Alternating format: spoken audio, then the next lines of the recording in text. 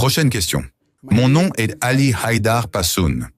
Je viens d'Afghanistan et je vis actuellement en Iran. Parfois, les Iraniens discutent avec moi et me posent la question suivante. Pourquoi Allah, le Tout-Puissant, a-t-il révélé le Coran en langue arabe? La question posée par Ali Haïdar Passoun est qu'on lui a demandé, parce qu'il vit en Iran, pourquoi Allah subhanahu wa ta'ala a révélé le Coran en arabe. Premièrement, le Coran a été révélé il y a environ 1400 ans en Arabie. Donc si le Coran a été révélé en Arabie, à la Mecque et à Médine, il devait être révélé en arabe. Il ne pouvait pas être révélé en anglais, en japonais, en chinois ou en hindi. Si le Coran est révélé dans un pays, il doit être révélé dans la langue du pays en question. Deuxièmement, le Coran a été révélé au dernier et ultime messager, le prophète Muhammad, dont la langue maternelle était l'arabe.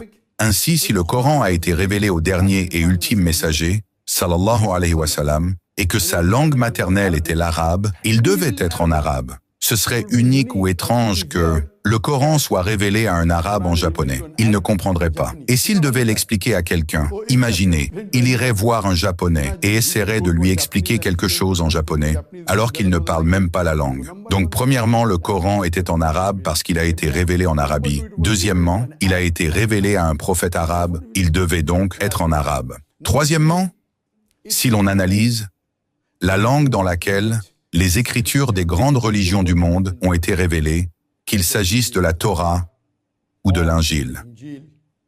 Elles ont été révélées en hébreu, en araméen et en grec. Les écritures de l'hindouisme en sanskrit. Toutes ces langues sont aujourd'hui des langues mortes. Ainsi, les langues dans lesquelles les écritures des grandes religions ont été révélées, qu'il s'agisse du grec, de l'araméen ou du sanskrit, ne sont connues aujourd'hui que par un nombre très limité de personnes dans le monde, peut-être quelques centaines ou quelques milliers, tout au plus. Ce sont des langues mortes, elles ne sont pas parlées par la majorité des gens. Mais le noble Coran, qui a été révélé il y a 1400 ans, l'a été en arabe. Et aujourd'hui, l'arabe est une langue vivante. Une langue vivante. Plus de 250 millions de personnes parlent l'arabe comme langue maternelle. De plus, l'arabe du Coran est un niveau élevé et pur de la langue arabe. Il existe différents dialectes de l'arabe, le saoudien, l'émirati, le koweïtien, etc. Mais malgré ces différences de dialectes, la langue principale reste l'arabe fusha, qui est toujours parlé aujourd'hui. Et les dialectes peuvent varier en prononciation et contenir quelques différences lexicales.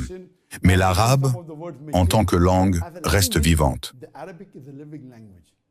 C'est la 6e langue la plus parlée au monde. Et imaginez, maintenant que quelqu'un veuille modifier les écritures du judaïsme ou du christianisme, étant donné que très peu de personnes connaissent encore ces langues, il serait facile de les altérer sans que personne ne s'en rende compte. Mais le Coran a été révélé en arabe, une langue toujours vivante. C'est pourquoi Allah subhanahu wa ta'ala, dans sa sagesse divine, a choisi l'arabe comme langue du Coran, sachant qu'elle resterait une langue vivante jusqu'au jour du jugement. C'est le 3e point. Point numéro 4, l'arabe est une langue riche. C'est une langue riche au point qu'un mot peut avoir plusieurs significations. Très souvent, un mot a plusieurs sens. Par exemple, les 2 premiers versets du Coran qui ont été révélés, « Iqra bismi rabbika alladhi khalaq. Khalaqa al-insana min alaq. Iqra » est un mot arabe qui signifie lire, mais aussi réciter et aussi proclamer. Le premier mot révélé dans le Coran était « Iqra ». Ça veut dire lire, réciter, proclamer. Et les 3 significations sont valides. Rabb, Iqra bismi rabbika. Rabb. Rabb signifie Seigneur. Rabb signifie protecteur. Rabb signifie celui qui pourvoit. Donc ce mot Rabb a plusieurs sens. En arabe, un mot peut avoir plusieurs significations. Celui qui protège, celui qui pourvoit. Iqra bismi rabbika alladhi khalaq. Khalaqa al-insana min alaq. Alaq, comme j'ai dit, c'est un mot arabe qui signifie une substance ressemblant à une sangsue. Alaq signifie aussi quelque chose qui s'accroche. Alaqa signifie aussi un caillot de sang coagulé. Et la beauté du Coran, c'est que les trois significations sont correctes. Aujourd'hui, la science nous dit que le premier stade de l'embryon ressemble à une sangsue. On sait aujourd'hui que l'embryon s'accroche à la paroi utérine.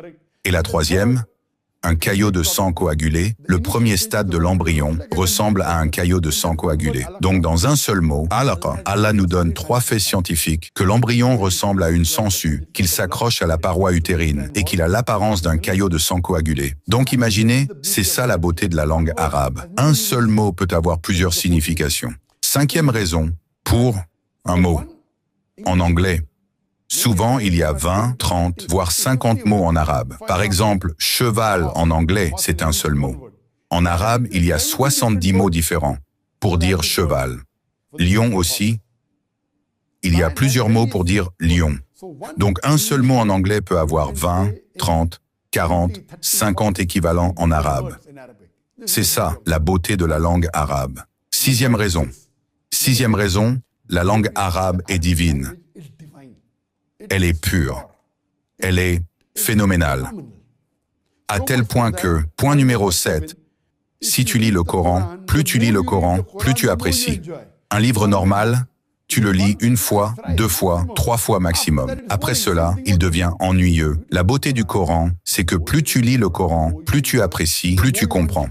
Ce même verset du Coran peut satisfaire un intellectuel comme une personne ordinaire. Parce que ce seul mot a plusieurs significations. Il satisfait un intellectuel scientifiquement. Il satisfait la personne ordinaire d'une manière différente. C'est cela la beauté du Coran. C'est un livre universel.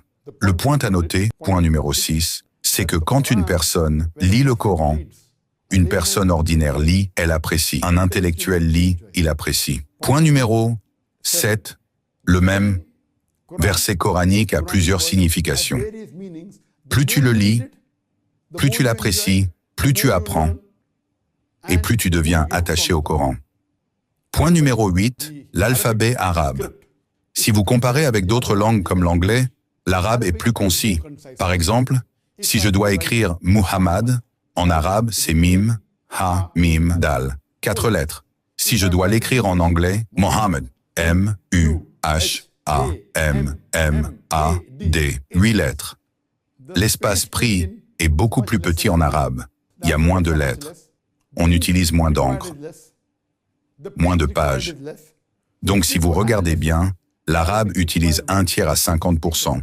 1/3 à 50% de l'espace, de l'encre, des pages, comparé aux autres langues comme l'anglais, etc. Et le dernier point, c'est que c'est un livre universel.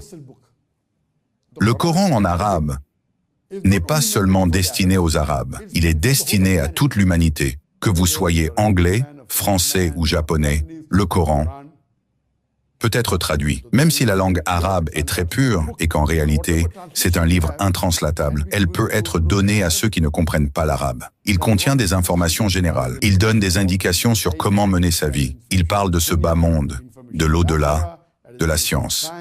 C'est un livre universel destiné à toute l'humanité. Parce que l'arabe est une langue puissante, sublime, divine, riche. Grâce à cette langue, le Coran est le livre le plus positif au monde. Grâce à la langue arabe, le Coran est une proclamation pour l'humanité. C'est une source de miséricorde et de sagesse. C'est la future constitution du monde. C'est une mise en garde pour les insouciants, un guide pour ceux qui s'égarent, une assurance pour ceux qui doutent. C'est un réconfort pour les souffrants et un espoir pour ceux qui désespèrent.